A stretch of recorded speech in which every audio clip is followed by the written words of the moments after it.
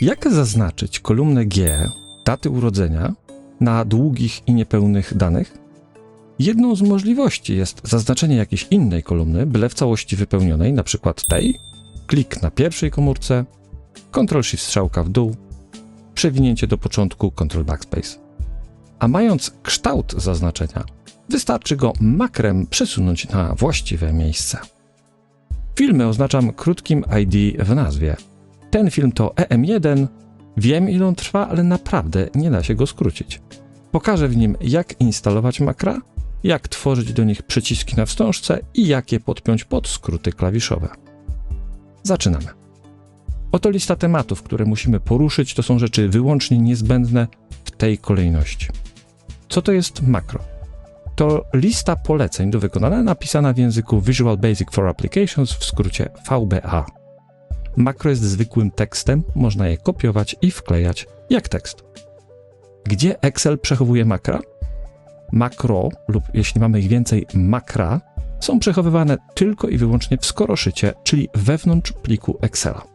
Skoroszyt to pojemnik, zawiera w sobie wiele różnych rzeczy, m.in. może przechowywać makra. Może, to znaczy jeśli skoroszyt jest we właściwym formacie, bowiem Excel ma dwa formaty zapisu. W oknie Zapisz jako, skrót F12, tam, gdzie wybieramy format sejwowanego pliku, zazwyczaj nie zwracamy większej uwagi i zostawiamy format domyślny. Skoroszyt programu Excel w formacie XLSX. Dlaczego u mnie widać rozszerzenie pliku? Jak je pokazać? Na Windowsie 11 wywołuję okno Explorera skrótem Windows E i z górnego menu Widok, Pokaż rozszerzenia nazw plików. A na Windowsie 10, tak samo w Explorerze, tylko na jego wstążce Widok, rozszerzenia nazw plików są tutaj. Wracam do okna Zapisz jako. Otóż na liście formatów skoroszyt programu Excel, czyli XLSX, jest domyślnym, najczęstszym wyborem, ale nie zapisuje makr. Plik z rozszerzeniem XLSX nie potrafi w sobie przechowywać VBA. Gdybym więc w aktywnym skoroszycie zbudował jakieś makro, to od tej pory, żeby go nie stracić, muszę już ten plik zawsze zapisywać w formacie skoroszyt programu Excel z obsługą makr XLSM, ostatnia literka M jak makro. Po co stworzono dwa formaty? Dla bezpieczeństwa. Plik XLSX jest bezpieczny, bo na pewno nie może przechowywać kodu wykonywalnego i wie to wasz serwer pocztowy, antywirus, wie użytkownik widzący taki załącznik w mailu. Natomiast XLSM jest potencjalnie niebezpieczny, bo zawiera w sobie makro, które po otwarciu pliku może się samo uruchomić. Taki kod może być złośliwy, zainfekować wasz komputer i zażądać okupu. Makra instalujemy i uruchamiamy tylko, jeśli rozumiemy jego działanie. Można wkleić do czata i poprosić o wyjaśnienie. Zostaliście Państwo ostrzeżeni. Dobrze. Widoczność makr to ograniczenie ich dostępności wyłącznie do zawierającego je skoroszytu. Powiedzmy, że mam otwarte naraz 3 pliki. Pierwszy, drugi, trzeci skoroszyt Excela i każdy z nich zawiera w sobie po kilka makr. Mając aktywny drugi, widzę i mogę uruchamiać tylko te makra, które się w nim zawierają, a makra w pierwszym i trzecim są wtedy niedostępne. A skoroszyt Personal XLSB, czyli skoroszyt makr osobistych, to pomysł autorów Excela na to, jak obejść to ograniczenie widoczności. Skoroszyt makr osobistych to specjalny, ukryty skoroszyt Excela. Jego zadaniem jest przechowywanie uniwersalnych makr, które chcemy mieć zawsze dostępne, które chcemy mieć widoczne we wszystkich otwartych skoroszytach. Personal XLSB leży w tej ścieżce. Prawdopodobnie ten folder jest teraz w tym momencie u was pusty. Ja go też skasuję u siebie, żeby mieć tak samo. Chodzi o to, że Excel tworzy ten plik dopiero po nagraniu pierwszego makra. Więc jeżeli na tym danym komputerze nigdy wcześniej nie używano makr, to tego pliku tam po prostu jeszcze nie ma, ale my go zaraz stworzymy. Proszę kliknąć gdziekolwiek na wstążce prawym przyciskiem myszy. Wchodzimy w Dostosuj wstążkę. Panel po prawo to lista kart na wstążce. Checkboxy sterują widocznością, te zaptaszone to widoczne karty. a naszym celem jest włączenie ukrytej wstążki Developer. Domyślnie jest schowana dla oszczędności miejsca, bo większość użytkowników jej nie potrzebuje. Proszę ją doptaszyć, zatwierdzić. Na wstążce pojawiła się nowa karta Developer. Stworzenie pliku Personal XLSB, jeśli jeszcze go nie ma, polega na nagraniu do niego jakiegokolwiek pierwszego makra, które i tak zaraz potem skasuję. Wstążka Developer, zarejestruj makro. Nazwa nowego makra: Mścibór kręcikołek.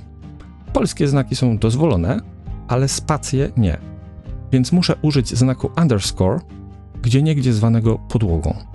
Powiedziałem do niego, bo teraz ważna będzie świadoma decyzja na tej oto liście rozwijanej. Który skoroszyt, który pojemnik ma przechowywać to nagrywane makro? Do którego skoroszytu to nowe makro ma być zapisane? Wybieram skoroszyt makr osobistych i to jest właśnie ten Personal XLSB, tylko pod inną polską nazwą. Rejestracja już trwa. Wykonuję dosłownie jedno kliknięcie, to wystarczy. Przykładowe polecenie się już zarejestrowało. I od razu kończę. Zatrzymaj rejestrowanie. Zajrzyjmy na dysk. Proszę spojrzeć, Excel właśnie stworzył nowy, lśniący Personal XLSB. Żeby do niego zajrzeć, potrzebujemy edytora VBA. Jego okno można wywołać albo na wstążce Developer tym przyciskiem, albo skrótem Alt F11. Z górnego menu View Widok wybieram Project Explorer. Gałęzie drzewka projektów zwija i rozwija się plusikami i minusikami, a najwyższy poziom, pogrubiony, wyboldowany, to wszystkie otwarte w tej chwili pliki Excela. Rozpoznajemy skoroszyty pierwszy, drugi, trzeci. Te nas nie interesują. Obok nich widać przed chwilą utworzony Personal XLSB. On nie ma okna ani arkuszy. Uruchamiany jest automatycznie przy starcie Excela i chodzi w tle tylko po to, żeby udostępniać makra, które w nim przechowujemy. Rozwijam go i zmierzam do gałęzi Modules. To właśnie moduły przechowują nagrane makra. Na razie widać tylko moduł 1, ale można mieć ich dowolną ilość. Żeby otworzyć moduł 1 do edycji, klikam na nim 2 razy. W nim widać przykładowe makro, które nagrałem przed chwilą. To jest początek makra, to jest koniec makra, to jest jego nazwa, a po znaku apostrofa, to klawisz cudzysłowu, można umieszczać dowolne komentarze, te linie się nie wykonują, można je dowolnie skasować. To, co zostało, to jest właśnie moje jedno kliknięcie. Zaznaczyłem byłem komórkę E5 i całe makro kasuję. Pora na instalację makr. W opisie filmu znajdziecie Państwo link do pobrania tego kodu. Mając go przygotowanego, po prostu robię zaznacz wszystko Ctrl+A, kopiuję Ctrl+C i w edytorze wklejam Ctrl+V. Wstawiłem je do Personal XLSB, więc będą widoczne i dostępne we wszystkich skoroszytach. Ten skoroszyt makr osobistych trzeba zapisać. Albo tu File Save, albo tą ikonką klik. Swoją drogą ciekawi mnie, kto z Państwa jeszcze wie, co przedstawia ta ikonka? Makra muszą mieć unikalne nazwy. W prawo, w lewo, w dół, w górę. One wszystkie odwołują się do właściwego kodu poniżej o nazwie przesuń zaznaczenie i przekazują mu parametry, o ile komórek przesunąć. U mnie o 1, ale jeśli ktoś chce przesuwać co 10, to wystarczy zmienić te liczby. Pierwsza liczba to oś Y, a druga to oś X. Wkleiłem je wszystkie do jednego modułu. Tak, w jednym module można trzymać wiele makr, ale jeśli ktoś chce, można dodać nowy moduł w ten sposób. Albo usunąć Remove Module. Czy chcesz wyeksportować jego treść przed usunięciem? Nie, nie chcę wyeksportować. Moduły są jak kartki papieru. Dodajemy je według potrzeby, a makra porządkujemy, przyklejając je między modułami przez kopiuj wklej. Pora na testowe uruchomienie. Ten przycisk, zielony trójkącik Play, uruchamia to makro, na którym obecnie miga mój kursor tekstowy. Nie musi migać na początku makra. Wystarczy, że będzie gdziekolwiek w jego obrębie. Więc testuję. Na arkuszu obok rysuję jakiekolwiek zaznaczenie. Ustawiam migający kursor gdzieś na makrze w prawo i na przycisku Play klik. Zadziałało. Tak samo sprawdzę działanie w lewo w dół i w górę. Szanując Państwa czas, wkładam sporo pracy w to, żeby materiały były zwięzłe i na temat. To, czy tutoriali będzie więcej, w całości zależy od tego, czy wciśniecie Państwo przycisk lajka, najlepiej teraz, czy dodacie Excel przy kawie do Waszej subskrypcji i czy napiszecie pod filmem minimum 7 słów komentarza. Dzięki temu YouTube będzie chętniej proponował ten tutorial innym użytkownikom. Bardzo dziękuję. Idziemy dalej. Żeby wygodniej uruchamiać makra, stworzę teraz nową wstążkę o nazwie przesuwanie, a na niej stworzę 4 przyciski. Na wstążce klikam gdziekolwiek prawym przyciskiem myszy i ponownie wchodzę w dostosuj wstążkę. Nowa karta wstążki jest tu. Zmienię jej nazwę na przesuwanie. Na kartach elementy umieszcza się w grupach. Państwo je znacie. Na przykład na karcie Developer rozdzielone pionowymi liniami są 4 grupy i to są te same 4 grupy co tu. Więc na nowej karcie przesuwanie, tylko dla estetyki, zmieniam nazwę tej grupy na przyciski. To okno ma 2 panele. Ten prawy to wstążka i jej widoczne elementy. A ten po lewo to zasobnik zawierający wszystkie dostępne w Excelu narzędzia. Dostosowywanie wstążki polega na tym, że w lewym panelu znajdujemy potrzebne elementy i przyciskiem Dodaj dodajemy do wstążki, czyli do prawego panelu. A jeśli chcemy z wstążki usunąć jakieś rupiecie zajmujące cenne miejsce, np. natrętnie wciśnięte ikony Copilota albo Akrobata, to w panelu po prawo zaznaczamy je i oddajemy przyciskiem Usuń z powrotem do zasobnika. W panelu po lewo, w zasobniku, w kategorii makra odnajduję moje 4 makra. Teraz w prawym panelu decyduję, w które konkretnie miejsce wstążki mają trafić. Na karcie przesuwanie wyznaczam im miejsce w grupie przyciski, zaznaczam tę grupę, tutaj trafią, klikam Dodaj. Widać, jak makra jedno po drugim wskakują do panelu po prawej.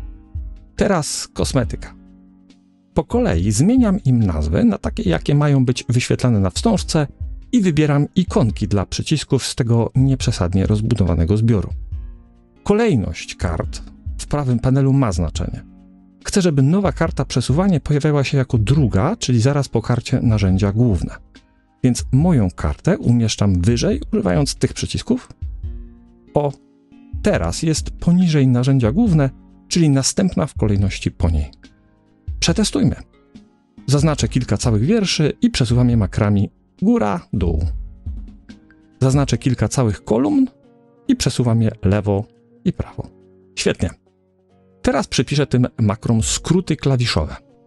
Na wstążce Developer przyciskiem makra wywołuję okno z listą dostępnych makr.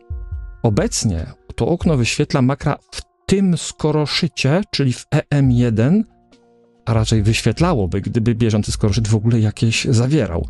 Interesują mnie makra w Personal XLSB. Te. Zaznaczam makro w dół i wchodzę w jego opcje. Tu właśnie można przepisywać skróty. Wybieram i wciskam skrót Ctrl-Shift-S. Okno go nie przyjęło, bo jest nieintuicyjne. Okno za mnie wciska i przez cały czas trzyma klawisz Ctrl, więc ja muszę wcisnąć samo Shift-S. O, teraz przyjął. Tę samą operację powtarzam dla pozostałych makr. W górę. Chcę przepisać Ctrl-Shift-W, więc wciskam samo Shift-W. W lewo chcę Ctrl-Shift-A, więc wciskam samo Shift-A. W prawo Ctrl-Shift-D, czyli samo Shift-D.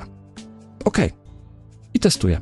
Zaznaczam cokolwiek, na przykład w kolumnie T, dochód, wyszukiwarką przejdź do specjalnie, wyszukuję komórki puste i skrótami.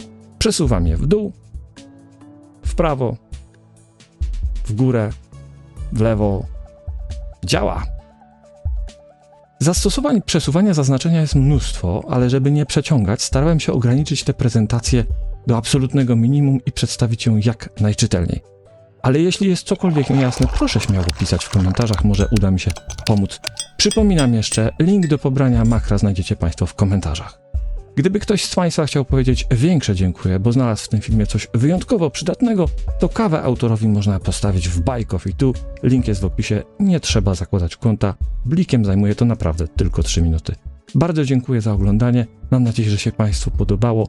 Do widzenia i do zobaczenia w następnych filmach. Kłaniam się.